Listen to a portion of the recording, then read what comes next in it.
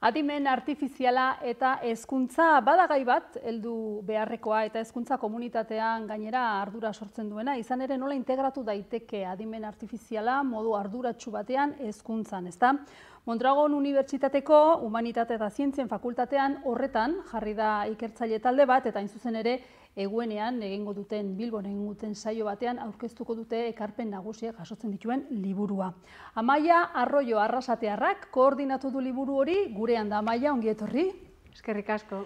Tira, doktorea zara, komunikazioan, hezkuntzan eta esan bezala Eguenean aurkeztuko duzue, adimen artifizial eta hezkuntza zubiak erekitzen izeneko liburua. Zein da gaur-gaurkoz adimen artifizialak hezkuntzan duen lekua edo papera? Nik esango neuke ondion hastapenetan gauzela, ezta? Eta kontuan hartuta pixkat digitalizazioak eduki izan dauen garapena hezkuntzan, ez? Oin hasi gara pixkat urratz sendu hauak emuten, ez? Kurrikulumian jagartzen da kompetentzia digitala, irakasleen formazioan ja derrigorrezkotzat jo da, ez? Irakasleen zertifikazio hori. Orduan, orain ari da pixkat hori egosten edo forma hartzen, eta nire ustez ezin dugu ahaztu adimen artifiziala guzti horretan tresna badala, ez? Teknologia mota badala. Orduan nik esango nuke oraindik gaudela, ez?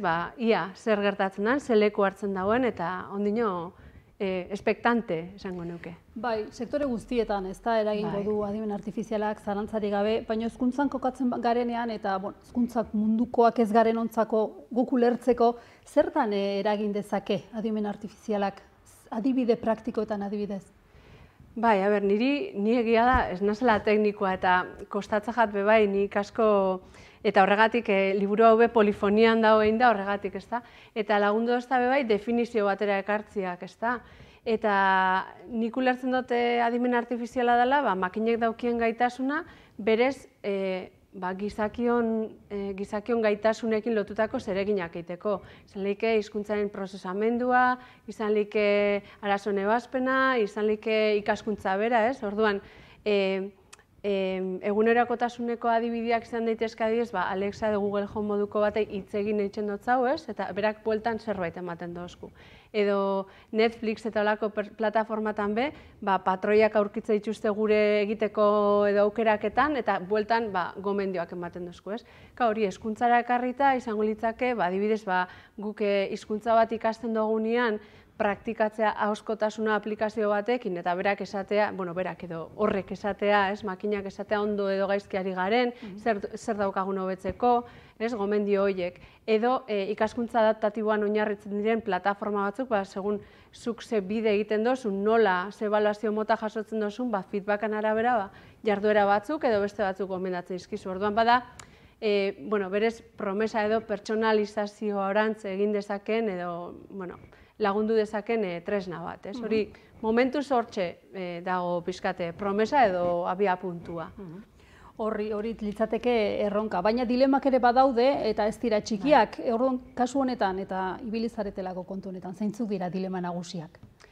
Batez ere, hor dago, eta nire lankide batekin asko lantzen duten gaia ez, dilema etikoak, ez?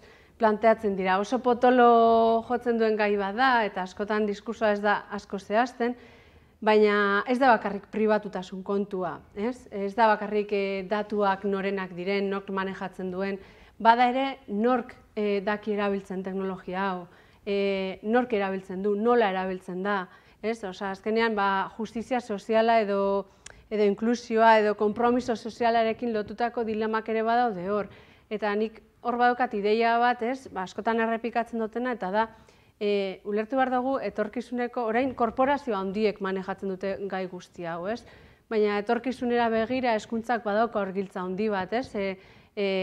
Etorkizuneko algoritmoak eta olako teknologiak diseinatuko dituztenak gaur egun klaseetan daude, gure seme-alabak dira. Orduan, hor dago pixkat dilema hoiei kontrapuntua jartzeko daukagun hezkuntzak daukan ardura, ez? Nik hor kokatuko nuke batez ere egun heldu beharreko dilema.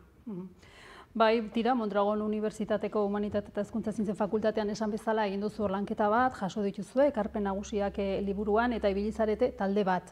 Ainara Bilbao, Egoitz de la Iglesia eta Beñat Flores. Noiztik honetan zertarako pixkat nola planteatzen duzue kontua? Bai, hasieratik hor bagaude talde bat, STEM eta digitalizazioaren bueltan ari garenak kolaborategian, eta ontala urte batzuk beste pertsona batzuekin, Nagore Ipina, Inigo Arriaran, badago talde handi bat, Anezu Bizarreta eta bar, eta badago pertsona batzuk berariaz kezka edo ardura, baina zentzu honean, plazaratu genuenak. Eta orduan, bai, daukagun honan erostez da, profilan hitzak ditugula. Egoitzak filosofiatik heltzen dio, Ainarak alderdi teknikotik, Beñatek sormenaren aldetik, eta nire ikuspentua teknopedagogikoa. Orduan, bada nolabait, hezkuntza erakunde bezala, unibertsitate bezala, baina ikastetxeei begira ere, eta dauzkagun graduekin, zer gertatzen da, nola kokatu nahi gara guzti honen aurrean, zeri heldu behar dotzau, ertz asko dituen gai bada, eta momentuz hastapenetan gaude ere, eta ikerketa gehiago egin behar dugu noski, baina bai nik uste dut behar dagoena gai honek da, hori ikuspegi poliedriko eta holistiko bat, eta nik pozik nau daukogun taldetxuaz, eta ia gai garen poliki-poliki este proiektu potoloago batzuk egin, eta mamituago, bai. Bai, jarraitu beharko dela kontu honetan sakontzen alegia. Tira, okerrezpanago gainera, kanpoko unibertsitateko ekarpenak ere jaso dituzue, izan ere kezka edo ardura hau ez da hemengoa, orokorra da, mundu mailakoa da, ez da? Bai, bada teknologia disruptibo bat, ez? Beti disrupzioa, pentsatzen dugu teknologia guztiak direla disruptiboak, baina ez. Hau benetan badago salto edo jauzi kualitatibo bat, ez? Orduan, gu ari ginenean kezka honekin eta ardura honekin eta jakimin honekin, joan zan ikasturtean nik bi kongresutan antolatu nituen bi simposio, bi aditu panel. Eta orduan hoiei, bertan parte hartu zituzten beste pertsona batzu hoiei, proposatu notzien, gelditu beharrean olako kongresu eta hitzordu baten, egatik ez dugu gure lanketa guztia eta jasotzen liburu bat. Eta orduan, lortu dugu alako saretze bat egitea, eta hemen dago emaitza, baina espero dugun hau ez izatea bakarra. Bai, ze kontu hau hezkuntzari buruzari gara, eta ari gara aurrezkuntzatik unibertsitateraino, eta hortik aurrera ere jarraitzen dugulako formakuntzan, ez da, hor aplikatu beharko da, lagungarri izango dalako, baina, neurriekin eta moru arduratsuan, ez da? Bai, horre, pentsatzen dugu bakarrik hezkuntzan aplikatzea dela geletara eramatea, baina irakasle bezala prozesu asko manejatzen ditugu, batzuk burokratikoak direnak, beste batzuk diseinu prozesuak direnak, beste batzuk gelan daudenak, orduan ebaluazioa, diseinua, tutoretza, mila gauza, ez? Orduan, karo, guztietan aplikagarria da. Hor kontua da, eta beti maigaineratu behar dana da, nik horrela behintzat irudikatzen dut, da noiz dan pertinentea, noiz eskaintzen duen balio erantzi bat, ez? Noiz bai, ze horrek argituko dozku noiz ez. Ez da beti bai, nik oso posizionamendu garbia daukotor, eta oso kritikoa zentzu hortan, ez? Eta ikasi behar dugu autuak egiten, eta autu horretan ez da baldintzatzaia, ez da teknologikoa, da pedagogikoa. Orduan hor da pixkate benetako argia, edo bentsat itxasargi moduan funtzionatu behar duzkun begirada. Bai, nire hurrengo galdera erantzun duzu neurri batean, baina ikerketa honen ondorioak edo emaitza nagusien lerroburuak zeintzuk lirateke? Hezkuntza eta adimen artifiziala, zer esan dezakegu gaur-gaurkoz? Gaur-gaurkoz, nik uste dut dela oso posizionamendu pertsonala da, baina jaipa handia sortzen dauen gai bat da. Jaipa nire ustez ez da ona, ze promesa edo hitzemanetan gelditzen da gehixengoa, ez? Pertsonalizazioaren giltza izango da, ebaluatzeko, baina momentu baten nik pentsatzen dut, gaur egun adimen artifizialeak badauzkarronka potolo batzuk, eta da, orain arte proposatzen ditugun egitekoak, ikaslei proposatzen dizkiegunak, adimen artifizialak egin alba ditu, adimen artifizial generatiboak, sortzaileak, eta guk ere irakasle moduan erabili badezakegu adimen artifizial sortzaile hori beraien lanak ebaluatzeko, bukaran geldituko da makina harreman baten orduan. Zein da gure rola, zein da gure funtzioa, zein da gure egitekoa, non dago benetan desberdintzen gaituena, orduan, dira galdera potolo batzuk eta batez ere ebaluazioan eragiten dutenak eta benetako, aldaketa aroa etorriko da hortik, ez, nire ustez. Baina autuak egin behar die. Osea, noiz bai eta noiz ez. Eta batez ere noiz ez. Bai. Bueno, hau iraultza bat da, ikasteko eta irakasteko moduak errotik aldatu aldituena, eta tira, gainera eskatuko duena ere formakuntza, ez? Irakaslegoaren formakuntza. Bai. Formakuntza da etengabeko, ez, hitz hori. Eta azkenean, bai bihurtzen da giltza, baina formakuntza izan behar da voluntadetik eta errealitatea aldatuko duen norabide bat hartuta. Nik ikusten dutena da, tresnetan oinarritutako formazioan jarraitzen badugu, honetan ere kale egingo dugula. Eta orain arte eduki ditugunez, hezkuntza teknologiaren historian egin izan ditugune hankasartze berdinak egin alditugula. Orduan, goazen benetako paradigma aldaketa baten aurrean gaudela sinistera, eta hor heltzera benetan daukagun aukerari. Ez da teknologia, adimen artifizialak salbatuko gaitu eta aldatuko gaitu, baizik eta orain daukagu aukera bat, benetako aldaketak egiteko. Aprobetxatu nahi dugu, hor dago, benetako formazioa eta aldaketa. Bai, modu arduratsuan aipatu dut behin eta berriro horri buruz ari zarela iruditzen zait, ezta? Neurtu beharko dugu, ezagutu beharko dugu teknologiak zer eskaintzen digun, eta gero ikusi nola aplikatu dezakegun modu arduratsuan, ezta? Bai, hain zuzen be, eta hori Ainararekin askotan, Ainara Bilbaorekin askotan azpimarratzen dugu ze garrantzitsua dan oinarrizko alfabetatze bat eukitzea honen inguruan, ez?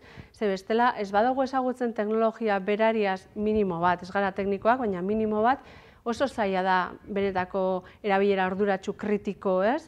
Ez dakigulako zelako implikazioak dituen olako teknologia bat erabiltzea, ez? Entrenamenduaren atzean zer dago? Sesgoak izatea zer da, benetan sesgoa izatea teknologia honek. Orduan, formazioa hortik badator oinarrizko alfabetatze bat, benetako autuak egiteko aukera izango dugu. Bakarrik tresnen erabileran mugitzen bagara, nik ikusten dut hor ez dago erabilera arduratsurik, ez dago erabilera. Bai, eta azken galdera bat, kuriosidadetik, hizkuntza faktoreak badu hemen eraginik, esan nahi du, euskaraz ari bagara, honek teknologia hauek noiz helduko dira, heldu dira, baina, horrek ere bereziak garen ez, horra esan da. Bereziak onera, ez da? Bai, noski baiet, noski baiet. Bai, hori ere bada, ez? Hizkuntza minorizatuekin, behintzat, Katalunian izan ginen kongresu bat Fiet martxoan, eta hor gaia irten zen, ez? Katalana potente ibiltzen da. Euskara ere nik uste dut kriston lana egiten ari dela, ez? Latxa badaukagu horre LLMA nahiko potenteia, baina falta da benetako, ez? Egi bihurtze hori pasatzea, benetako, eta gero ez bakarrik teknologia euskeraz egotea, baizik eta erabiltzea ere. Gure erabiltzaile bezala badaukagu horrekiko ardura bat, konpromiso bat. Gauzatzuk badaude euskeraz, baina gero ez dira erabiltzen. Orduan, hor da, teknologian garapenean ari direnen konpromisoa, gehi gero erabiltzaileon eta erabakiak hartzen ditugunon konpromisoa. Baina, hemen ere, beti, ni oso positiboa naz, ikusten da moruan, aukerez ibiltzen naz beti. Baina gero autuak daude, eta autuetan hor dago, erabaki politiko bat ere bada, nik euskeraz erabili nahi dut, nahiz eta traketxago egin, guazen elikatzera tresna hau, guazen hor badaude ahotsak eta jasotzen, eta badaude. Orduan, hor ere, badaukagu, aukera salto jauzi kualitatibo hori egiteko. Gure bultzadatxoa emateko. Hori da. Tira, Amaia, mila esker, eman dituzuen bat gako, ziur nago hurrengo urteetan eta ibiliko ditugula, oraindik ere, gure egunerokoan, eta emango ditugula urratsak ikusi behar noruntz eta nola, ez da, Amaia? Ia nondi doien. Oso ondo, nahi duzunera arte, eta mila esker, bisitarengatik. Zuei, eskerrik asko.